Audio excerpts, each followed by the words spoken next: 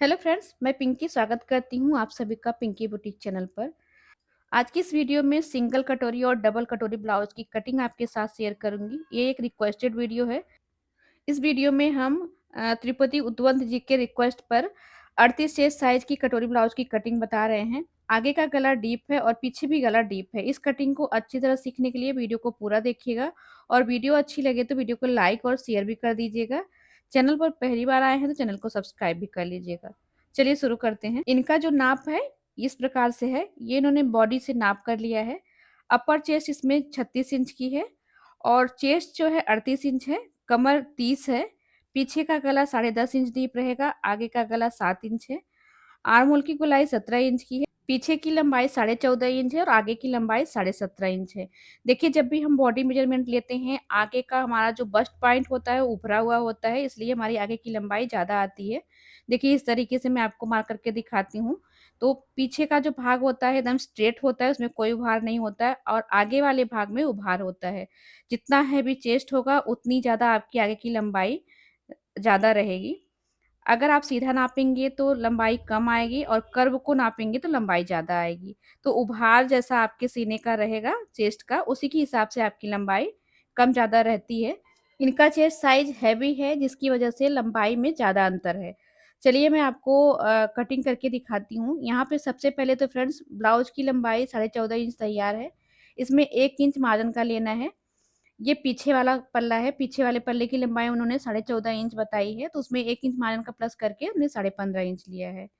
अब यहाँ पे गला जो है 10.5 इंच डीप रहेगा फ्रेंड, तो शोल्डर में डीप नेक के अकॉर्डिंग 5.5 इंच ले रही हूँ। अगर यहाँ पे आपका साइज़ इससे कम है तो आप 5 इंच का भी शोल्डर रख सकते हैं। आर्म होल की लंबाई हमने 6 इंच ली है। आर्म होल की लंबाई आपको आर्म होल की गोलाई के हिसाब से लेनी है। अभी हमने 6 इंच ली है। अब यहाँ पर अपर चेस्ट की मार्किंग करेंगे। अपर चेस्ट 36 है, उसका चौथाई लेंगे 9 इंच और 2 इंच मार्जिन का लेंगे। देखिए फ्रेंड्स, अगर अपर चेस्ट का नाप रहता है तो अपर चेस्ट का चौथाई लेना है, इसमें कुछ भी माइनस और प्लस नहीं करना है। तो हमने यहाँ पर अपर चेस्ट जितना है उसका चौथाई लिया है, 2 इंच मार्जिन का लिया है। यहाँ पर डीप नेक गले के हिसाब से हमने शोल्डर को कम किया है, तो मैं यहाँ पर आर्म होल के पास देखिए हाफ इंच बाहर की साइड जा करके इस तरीके से लाइन को मार्क करूँगी, फिर मैं बैक साइड का आर्म होल का मार्क लगाऊँगी। तो ये देखिए इस तरीके से आर्म होल की लाइन को मैं हाफ कर रही हूँ। इस तरीके से आपको भी करना है अगर आप परफेक्ट फिटिंग चाहते हैं फ्रेंड्स तो। कॉर्नर से नापना इधर की साइड और इधर की साइड भी नाप लेना, दोनों बराबर होना चाहिए। इसके बाद हमें देखिए इस तरीके से डॉट डॉट करके आर्म होल की गोलाई देनी है। आर्म होल की गोलाई परफेक्ट दिखे तब इसको हम सही कर लेंगे। ये देखिए आर्म होल का शेप तो सही बन गया है। अब आर्म होल की गोलाई को नापना है, तो आपको हाफ इंच सिलाई का मार्जिन छोड़ के इस तरीके से गोलाई नाप लेनी है। इस आर्म होल की गोलाई देखिए 8 इंच आ रही है, यानी कि 16 इंच है, पर जो नाप में आर्म होल की गोलाई है वो 17 इंच है। इसके लिए हमें हाफ इंच और बढ़ा के इस तरीके से मार्क करना है। देखिए आर्म होल का साइज़ जो है ना वो आर्म होल की गोलाई के ऊपर डिपेंड करता है। किसी का साइज़ फिक्स नहीं होता है, सबका अलग-अलग होता है, तो आपको आर्म होल की गोलाई नाप कर ही क्लियर करना है। ये देखिए हमने फिर से आर्म होल का शेप दिया है, फिर से मैं नाप रही हूँ, तो अब हमारा आर्म होल का गोलाई देखिए 17 इंच का आ गया, यानी 8.5 इंच का। 8.5 इंच का डबल 17 होता है। इस तरीके से आप देख सकते हैं फ्रेंड्स कि आर्म होल की लंबाई जो है हमारी 6.5 इंच की है। शोल्डर हमने 5.5 इंच लिया है और आर्म होल लिया है 6.5 इंच। तो साइज़ के हिसाब से आपको आर्म होल की लंबाई लगानी है।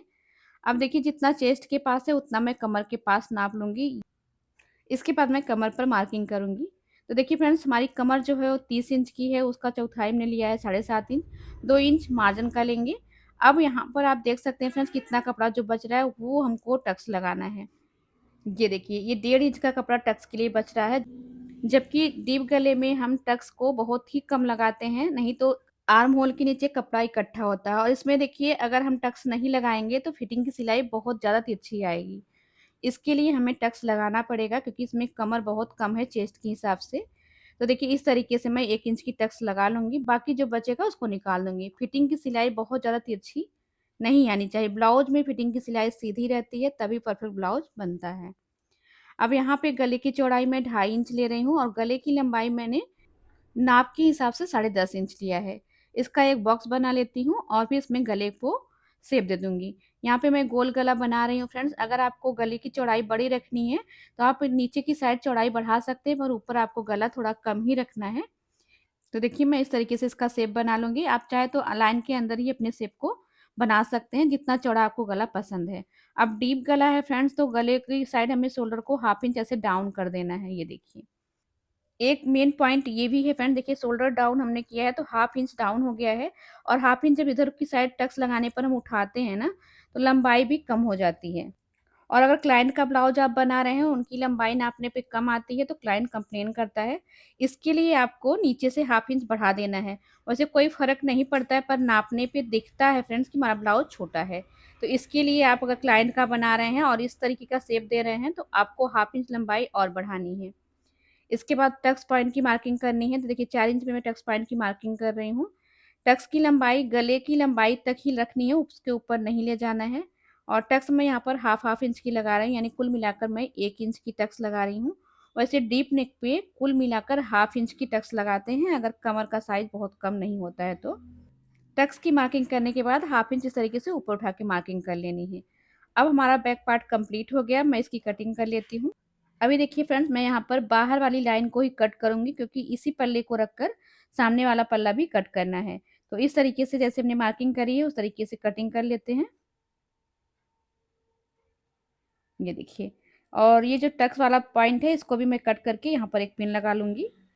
तो ये देखिए फ्रेंड्स, टक्स की सिलाई करने के बाद जब गला डीप होता है ना, तो वो आर्म होल की साइड जाने लगता है, जिसकी वजह से आर्म होल के नीचे सर आने लगता है। तो इसीलिए फ्रेंड्स, जब डीप गला होता है तो थोड़ा-सा चेस्ट माइनस किया जाता है और टक्स की सिलाई थोड़ी कम की जाती है। तो जैसे आपके नाप में आएगा, आपको उस तरीके से करनी है। तो हमने अभी जो आपको मार्क बताया एकदम परफेक्ट है इस नाप के हिसाब से। अब मैं आगे वाले पल्ले की मार्किंग करूँगी फ्रेंड, देखिए मैंने अलग से पेपर लिया है। सबसे पहले तो मैं यहाँ पर हाफ इंच का मार्जिन रखूँगी एक्स्ट्रा, जो कि हुक्काई की पट्टी के लिए रहेगा, और इस लाइन के पास बैक पार्ट को रख के एज स्टिच उतार लेना है। जैसा बैक पार्ट है सेम ऐसे ही उतारना है अभी। ये देखिए, यहाँ पे भी लाइन को सीधा करेंगे। अब यहाँ से बैक पार्ट को हटा लेना है। सारी लाइन को मार्क कर लेते हैं। सबसे पहले देखिए, शोल्डर को नाप करके आर्म होल की लाइन को सीधा करना है, और फिर आर्म होल की गहराई दे देनी है। ये देखिए इस तरीके से। तो आगे के पल्ले में गहराई देना बहुत ज़रूरी है फ्रेंड्स, इससे हमारे आर्म होल पर साइड में फिटिंग बहुत अच्छी आती है, झोल नहीं आता है। गले की लंबाई नाप के हिसाब से हमने 7 इंच लिया है, और गले की चौड़ाई हमने 2.5 इंच रखी है। इस तरीके से एक बॉक्स बना लेंगे। अब देखिए, यहाँ पर 1.5 इंच ऊपर की साइड जाके यहीं से गले का शेप बनाएँगे। अगर नॉर्मली आप इतना चौड़ा गला रखना चाहते हैं तो ऐसे ही बना लीजिएगा। अगर गले को थोड़ा और चौड़ा करना चाहते हैं, तो आपको इस तरीके से शेप दे देना है लाइन से बाहर जाकर। अब देखिए फ्रेंड्स, यहाँ पे हमने गला मार्क कर लिया है। अब हम लेंगे यहाँ पर टक्स पॉइंट। आगे पल्ले की सारी मार्किंग फुल चेस्ट के हिसाब से करेंगे। तो देखिए, टक्स पॉइंट हम यहाँ पर 10.5 इंच पर लेंगे। देखिए, बेल्ट हम हमेशा टक्स पॉइंट से 2 इंच नीचे लेते हैं, पर यहाँ पर साइज़ हैवी है तो मैं यहाँ पर 2.5 इंच नीचे ले रही हूँ, यानी कि 10.5 इंच पे हमारी टक्स है, और 13 इंच पे हमने बेल्ट वाली लाइन को मार्क किया है।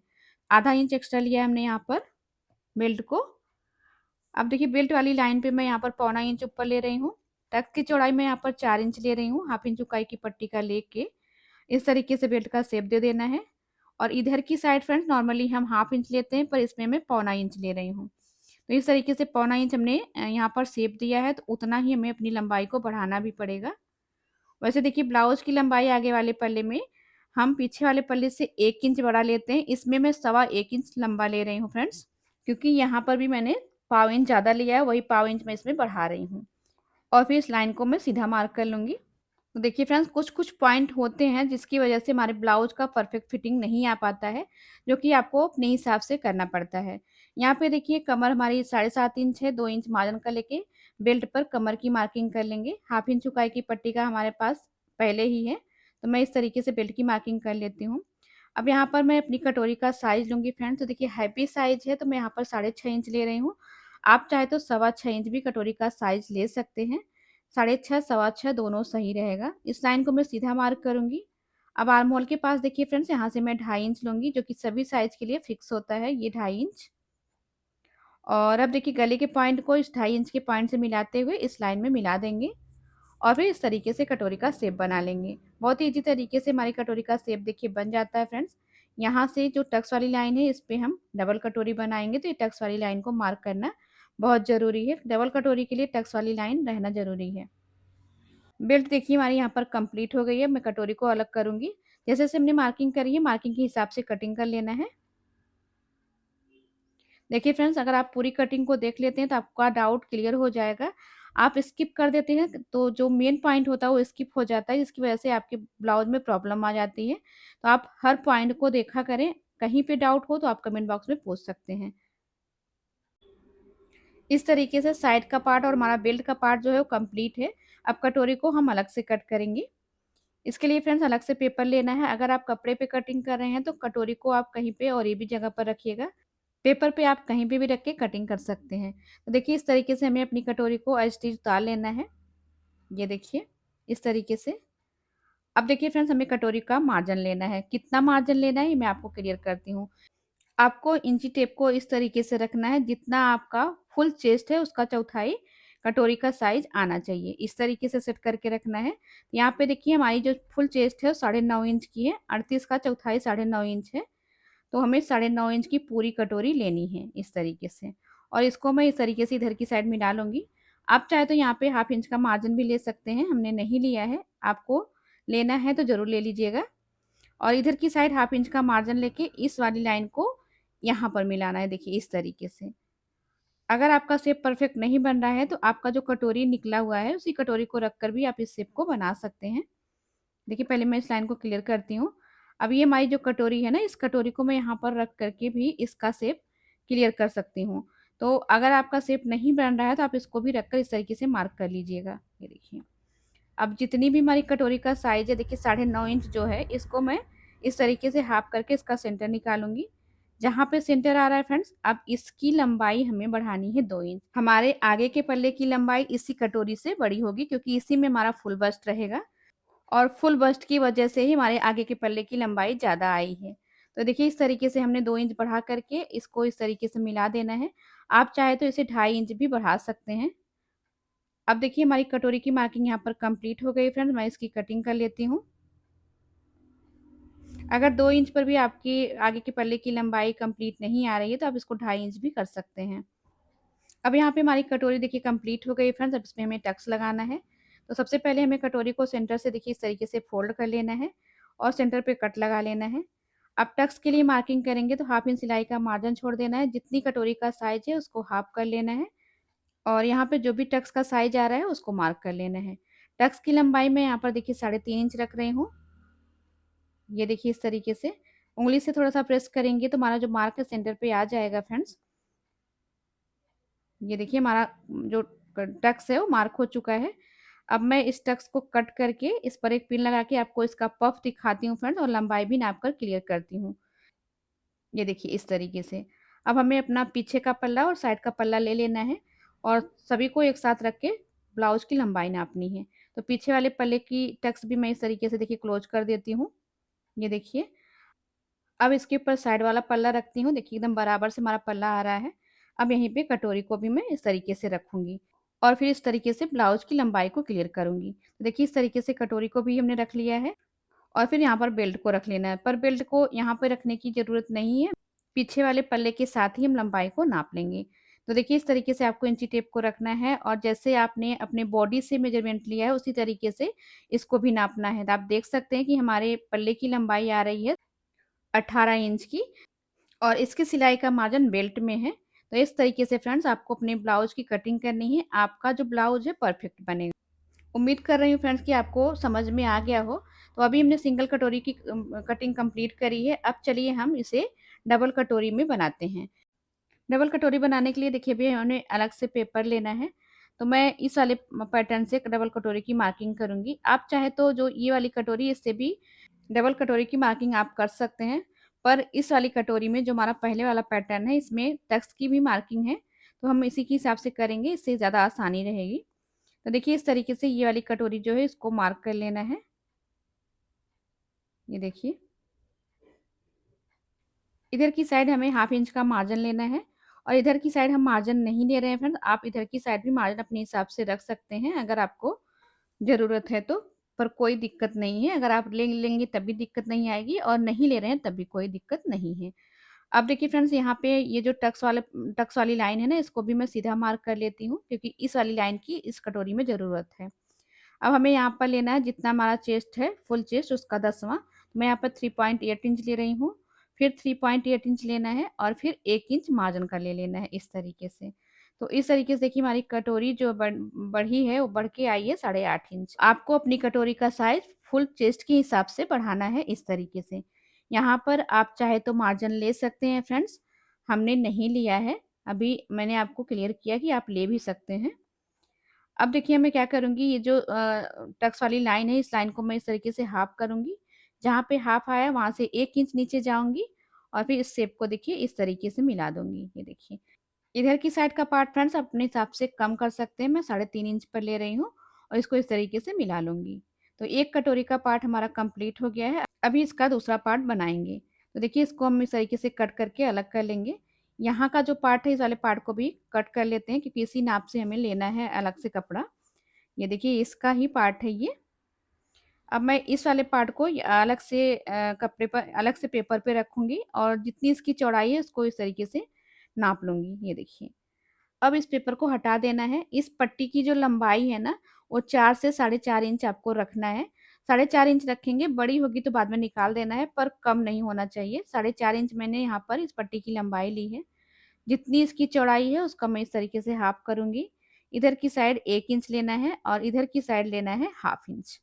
दोनों को देखिए सेंटर पे लाके मिला देना है और नीचे की साइड क्या करना है फ्रेंड्स, नीचे की साइड जो आपकी बेल्ट है ना, इस बेल्ट को इस तरीके से रखना है और इसी शेप को उतार लेना है। ये देखिए।